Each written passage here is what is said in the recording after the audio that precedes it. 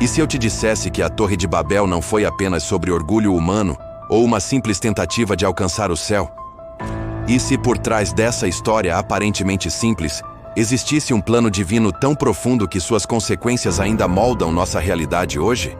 Meu irmão, minha irmã, o que você está prestes a descobrir vai transformar completamente sua compreensão sobre um dos eventos mais mal interpretados da Bíblia. Prepare-se, porque os segredos que vamos revelar hoje conectam Gênesis 11 diretamente com as profecias do fim dos tempos. Eu sou o Código da Bíblia, onde mergulhamos nas águas profundas das Escrituras para descobrir tesouros escondidos que fortalecem nossa fé. Fique até o final, porque a revelação mais impactante está chegando. Vamos começar lendo juntos Gênesis 11, versículos 1 a 9, mas com olhos renovados pelo Espírito Santo. Era toda a terra de uma mesma língua e de uma mesma fala. E aconteceu que, partindo eles do Oriente, acharam um vale na terra de Sinar, e habitaram ali. E disseram uns aos outros: Eia, façamos tijolos e queimemo-los bem. E foi-lhes o tijolo por pedra, e o betume por cal. E disseram: Eia, edifiquemos nós uma cidade e uma torre cujo cume toque nos céus, e façamo-nos um nome, para que não sejamos espalhados sobre a face de toda a terra. Agora, aqui está o primeiro segredo que poucos percebem. A Torre de Babel não era apenas sobre altura física.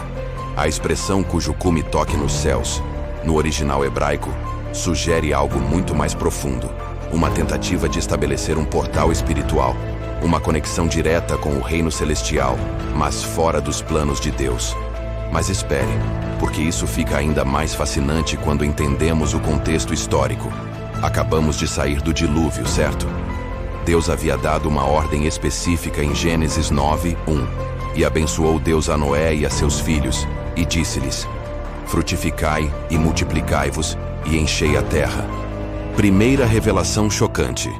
A Torre de Babel foi um ato de desobediência direta ao mandamento divino de se espalharem pela terra.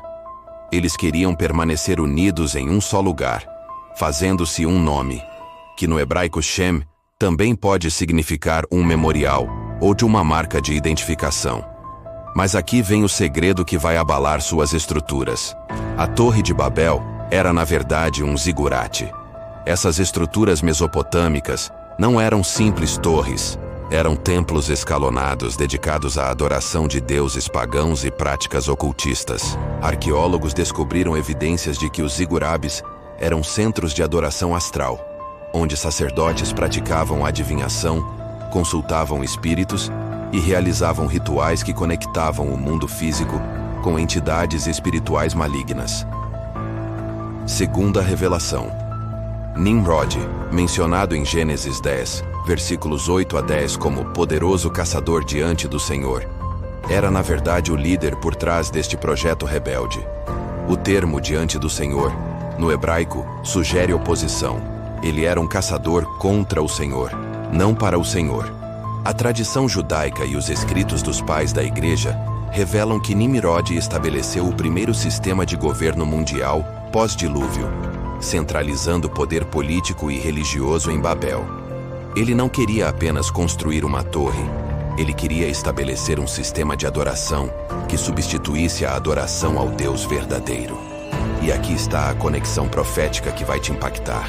Babel representa o primeiro protótipo do sistema mundial dos últimos dias, descrito no Apocalipse. Agora vamos ao versículo que revela a sabedoria incomparável de Deus. Gênesis 11, versículos 5 a 7. Então desceu o Senhor para ver a cidade e a torre que os filhos dos homens edificavam. E o Senhor disse: Eis que o povo é um, e todos têm uma mesma língua, e isto é o que começam a fazer. E agora não haverá restrição para tudo o que eles intentarem fazer. Eia, desçamos e confundamos ali a sua língua, para que não entenda um a língua do outro. Terceira, revelação explosiva. Deus não desceu por estar com medo ou preocupado com a altura da torre. O texto revela que Deus viu o potencial destrutivo da humanidade unificada em rebelião. A frase, não haverá restrição para tudo o que eles intentarem fazer. Mostra que a capacidade humana para o mal, quando unificada sob uma liderança rebelde, não teria limites. Deus, em sua misericórdia infinita, interveio não para punir, mas para proteger a humanidade de si mesma e preservar seu plano redentor através da linhagem de Sem, que levaria até Abraão e, finalmente, até Jesus Cristo. A confusão das línguas foi um ato de amor divino. Deus impediu que a humanidade se autodestruísse antes que o Messias pudesse vir ao mundo. Agora, muitos irmãos fazem algumas perguntas importantes que precisamos esclarecer. Pastor, mas Deus não quer unidade entre os povos? Claro que sim. Mas existe uma diferença fundamental entre a unidade que Deus deseja, baseada em Cristo e na verdade, e a unidade rebelde de Babel, baseada na rejeição a Deus e na autoexaltação humana. Jesus orou em João 17:21, para que todos sejam um, como tu, ó Pai, o és em mim, e eu em ti, que também eles sejam um em nós, para que o mundo creia que tu me enviaste. A unidade cristã é centrada em Cristo, não no homem, mas porque Deus permitiu que construíssem até certo ponto. Porque Deus respeita o livre-arbítrio humano, mas intervém quando nossas escolhas ameaçam destruir seus propósitos redentores. Ele é paciente, mas também é justo e soberano. Como isso se relaciona com os últimos dias? Quarta revelação profética, Apocalipse 17 e 18, falam sobre a Babilônia dos últimos dias, um sistema mundial que une governo, economia e religião em rebelião contra Deus. É Babel ressurgindo.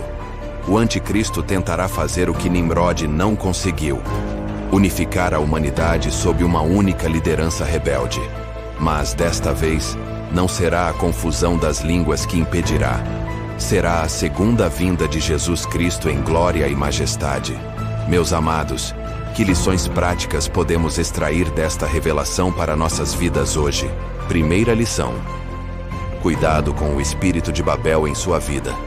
Sempre que tentamos construir nosso próprio nome, nossa própria glória, independente de Deus, estamos repetindo o erro de Babel.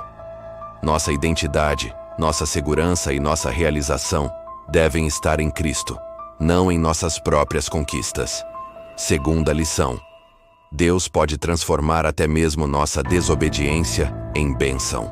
A dispersão forçada de Babel resultou na diversidade cultural e linguística que vemos hoje, preparando o caminho para o Evangelho alcançar toda tribo, língua, povo e nação, como diz Apocalipse 5:9.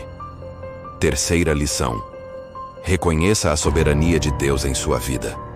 Às vezes, o que parece ser um não de Deus ou uma interrupção em nossos planos é, na verdade, sua proteção e redirecionamento para algo melhor. Quarta lição: mantenha-se vigilante aos sinais dos tempos.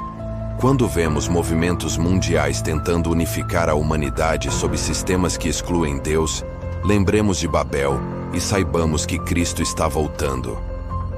Quinta lição: seja um embaixador da verdadeira unidade em Cristo. Em um mundo dividido, somos chamados a demonstrar que a genuína unidade só é possível através do amor de Jesus. Que revelação poderosa, não é mesmo? A Torre de Babel não era apenas uma história antiga. É uma lição profética que ressoa até hoje e aponta para o glorioso retorno de Jesus. Se este estudo tocou seu coração e abriu seus olhos para as profundezas das Escrituras, eu te convido a fazer parte desta família, que busca conhecer mais profundamente a Palavra de Deus. Se inscreva no canal, compartilhe este vídeo e comente aqui embaixo qual é a sua visão sobre este tema. Vamos juntos crescer na graça e no conhecimento de Deus. Para mergulhar em águas mais profundas, clique nos links na descrição e no primeiro comentário fixado. E lembre-se, você foi chamado para ser sal da terra e luz do mundo nesta geração. Não construa sua torre de Babel. Seja uma ponte para o reino de Deus. Que a graça e a paz de Deus esteja sobre você. Que o Senhor abra seus olhos para compreender sua palavra. Fortaleça sua fé e use você como instrumento de sua glória nesta terra.